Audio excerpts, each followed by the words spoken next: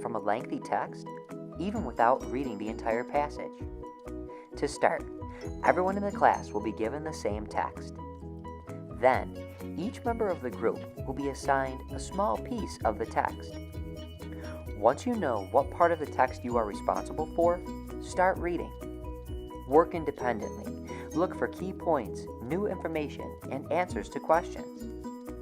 After everyone in the class is finished reading, you're going to meet in an expert group. The expert group is everyone in the class who read the same part of the text. In the expert group, ask each other questions, share your thoughts on the reading, and then when you're done, return to your original group. In the group, it is your job to share the important points about what you have read. Then listen to the others in the group to learn what the rest of the text was about.